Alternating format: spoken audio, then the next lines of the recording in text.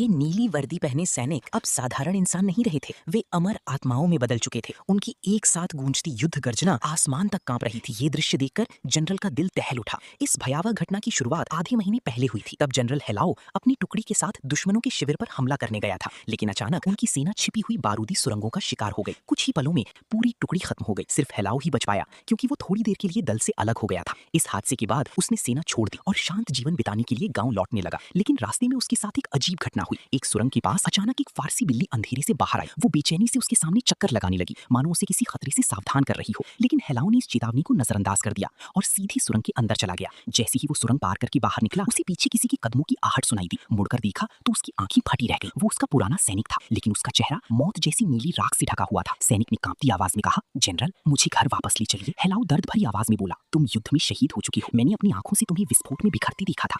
ये सुनते ही सैनिक को सब याद आ गया। उसने जनरल को आखिरी सलामी दी और धीरे धीरे वापस सुरंग के अंधेरे में चला गया। लेकिन तभी सुरंग के भीतर से भारी कदमों की गूंज सुनाई देने लगी। सभी मरे हुए सैनिक एक सीधी कतार में बाहर आने लगे। उनकी चाल बिल्कुल वैसी ही थी जैसी युद्ध के समय हुआ करती थी। डर के बावजूद हेलाओ ने खुद को संभाला और ऊंची आवाज में कहा, सैनिकों, एक हफ्ते पहले हम सभी बारूदी सुरंग में शहीद हो चुके हैं। मैं अब तुम्हारा कमांडर नहीं रहा। अब इस सत्य को स्वीकार करो और शांति से विदा लो। फिर उसने पुराना सैन्य आदेश जोर से पुकारा। सभी सैनिक एक साथ मुड़े और अनुशासित कदमों से वापस उसी अंधेरी सुरंग में चले गए, जहां उनकी आत्माओं को हमेशा के लिए शांति मिलने वाली थी।